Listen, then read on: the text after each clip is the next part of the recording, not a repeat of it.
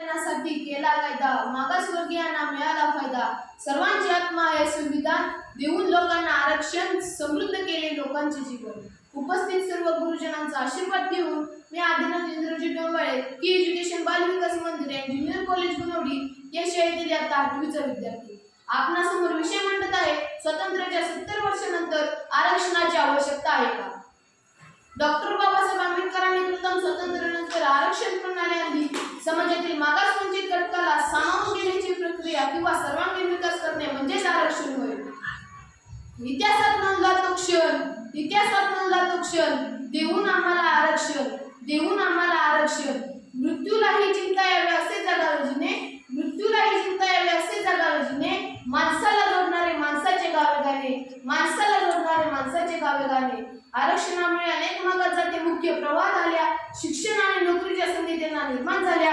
काही मुठभर लोकांच्या हाती असलेली मक्तेदारी आरक्षणामुळे मोडीत निघाली. परंतु असं असलं तरीही आजही अनेक जाती या मुख्य प्रवाहात नाहीत आणि त्यातील बहुतेकांना आरक्षण आहे. जर आरक्षण असतानाही त्या जाती आज मागास कशा राहिल्या, त्याला जबाबदार कोण यावर चर्चा व्हायला हवी. मग आरक्षण असूनही जातीचा आणि पर्यायाने समाजाचा विकास होणार नसेल तर आरक्षणाची गरज ती काय? जिवंतपणे किती तो जोड, जिवंतपणे किती तो जोड. माणुसकीचे नव्हते लक्षण, माणुसकीचे नव्हते लक्षण. आतापर्यंत जितक्या पण चर्चा झाल्या किंवा आरक्षणाचा विषय निघाला त्यात 75% लोक हे आरक्षण बंद झाले पाहिजे किंवा आर्थिक आधारावर आरक्षण झाले पाहिजे असा सरळ मुद्दा मांडताना दिसतात. त्यात 99% लोक हे उच्च जातीतील असतात आणि उरलेले इतर जातीतील. दुर्दैवाची गोष्ट आहे की काही सदन घरातले त्या जातीत असणारे लोकही हाच मुद्दा अगदी ठामपणे मांडताना दिसतात. बरोबर आहे, कशाला हवे आरक्षण, काय साध्य होते आरक्षणाने? मी या गोष्टीवर खूप विचार केला. कशासाठी आरक्षणाचा अट्टाहास केला होता आंबेडकरांनी? परंपरा थोर जरी कुळ जरी आहे थोर, परंपरा थोर जरी कुळ जरी आहे थोर. आता वाटे जे कसारे झाले आहे शिरजोर, आता वाटे जे कसारे झाले आहे शिरजोर. आश्चर्य वाटतं पण तितकेच वेदना होतात. जर हे आरक्षण आर्थिक दुर्बलांना सदन करण्यासाठी असतं तर मग सरकार गरिबांसाठी, आर्थिक दुर्बल घटकांसाठी किंवा दारिद्र्य रेषेखालील लोकांसाठी जे विविध उपाययोजना आखत असत ते कोणत्या नियमाने करत असत? आणि मुळात आरक्षण हे जातीवरच भर देणार का?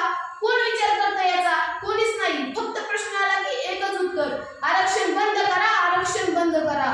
आर्थिक घटकाचा आंबेडकरांना गृहीत धरायचा असता तर त्यांनी जात हा मुद्दा घटनेत नमूद करण्याची गरजच काय?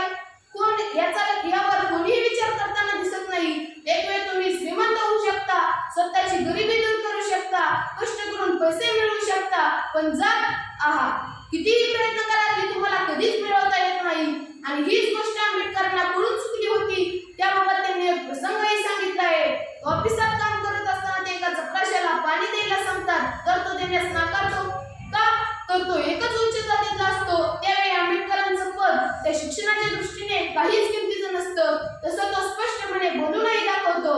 म्हणूनच मला म्हणावेसे वाटते, आरक्षण मिळालेला कोण सांग झाला मोठा, आरक्षण मिळालेला कोण सांग झाला मोठा.